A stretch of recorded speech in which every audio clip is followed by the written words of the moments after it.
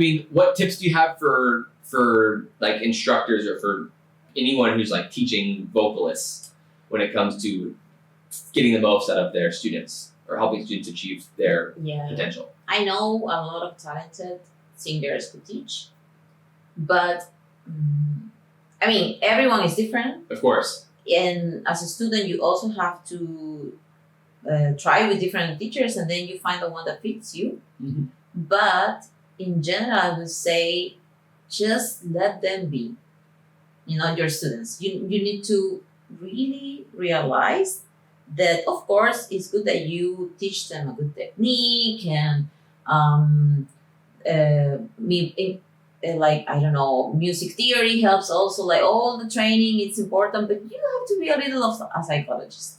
Yeah. Because each person is different. I have this example of these two sisters, both really talented. The oldest one came to me first. She was like this typical diva singer in a good way, like she was singing Whitney Houston and, stuff like that. And she's really, really great. And she's really tough, she's so fun. So with her, my lessons were like pushing her every time, and she responded to that. Definitely. It was her character. For sure. But then she told me that she was gonna enroll her sister as a birthday present, that she knew that she always wanted to sing, but for some reason she never. Oh, interesting. Yeah. And they love each other, and she was a big sister, so for her was like her baby coming to the school, And then when I had the interview with the sister, because the sister played saxophone. Oh, wow. So she was musical. Yeah. But I don't know why she never wanted to sing, but was singing her sister's thing? Yes. Yeah. So she told me, because singing is my sister's thing. And I told her, it's just, you're different.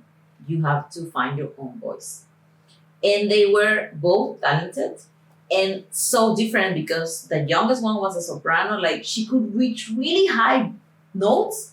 And the oldest, also really talented, but she was more like a mezzo, Wow. And she has this very, her voice had a lot like a very deep, very powerful voice. Yeah, deep. But the older one, she could sing like. So it's like Ariana Grande versus Demi Lovato. Yes, actually. The youngest one could do the whistle thing. Yeah. Like Mariah Carey and Ariana Grande. Okay, yeah. And the other one couldn't, but they were both talented. So with the youngest, because she was more shy, and because when you play an instrument, you hide behind your instrument. Yeah, definitely. So with her, I was more nice.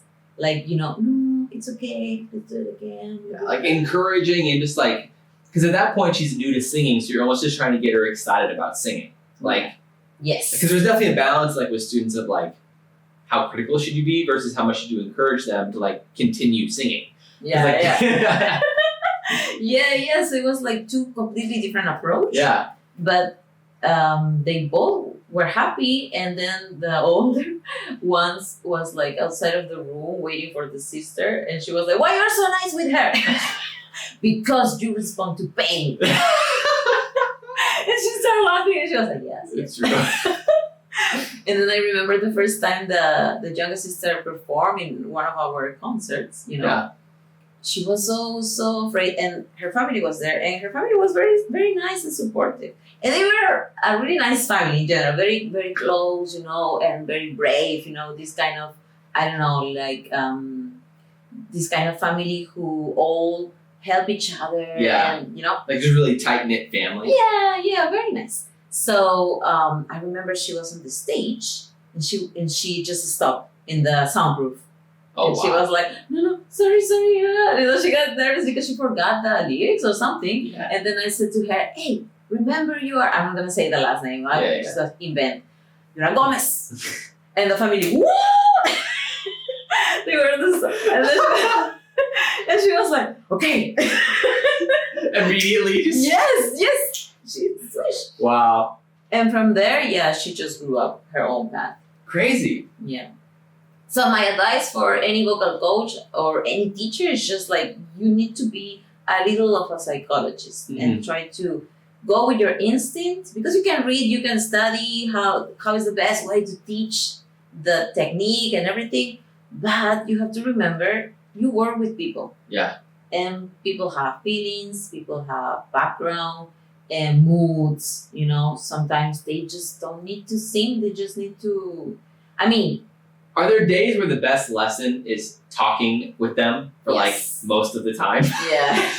Yeah. Like where like literally just basically just being a psychologist is better than actually having the Yes. lesson that day? Yeah, actually, lately I had this student who is really talented. She's a grown up, but she was different that day. So I stopped because I record the lesson. So I stopped the recording and I said, "What's going on?"